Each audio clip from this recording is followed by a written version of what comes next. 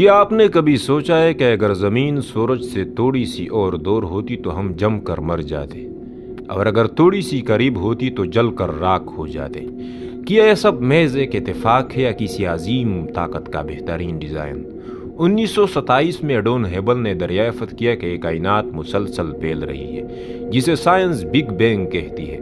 لیکن حیرت کی بات یہ ہے کہ 1400 سال پہلے قرآن کی سورۃ الذریات میں اللہ نے فرمایا، اور آسمان کو ہم نے اپنی قدرت سے بنایا اور ہم ہی اسے وسط دینے والے ہیں۔ آئیے کائنات سے نکل کر اپنے اندر جھانکتے، ہمارے جسم کے ایک چھوٹے سے خلیے میں موجود ڈی این اے ایک ایسی کوڈنگ ہے جسے دیکھ کر دنیا کے بڑے بڑے سافٹ ویئر انجینئرز دنگ رہ جاتے ہیں۔ یہ وہ کتاب مبین ہے جو آپ کی زندگی کا ایک ایک فیصلہ لکھے ہوئے ہیں۔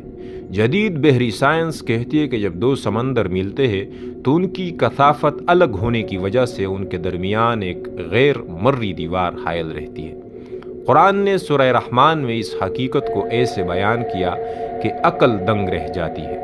اس نے دو سمندر رواں کیے جو آپس میں ملتے ہیں، ان کے درمیان ایک آڑ ہے جسے وہ تجاوز نہیں کرتے۔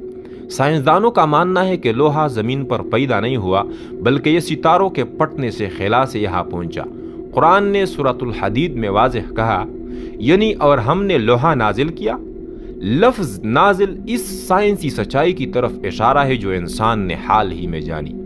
سائنس ہمیں بتاتی ہے کہ یہ سب کیسے ہو رہا ہے، لیکن اسلام ہمیں بتاتا ہے کہ یہ کون کر رہا ہے۔ جتنا ہم کائنات کے قوانین کو سمجھتے ہیں، اتنا ہی ہمیں اس ایک خدا کی پہچان ہوتی ہے جس نے اس پورے نظام کو توازن میں رکھا ہے۔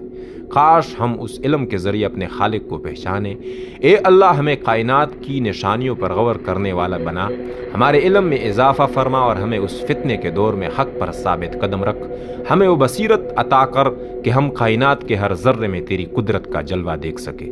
آمین یا رب العالمین۔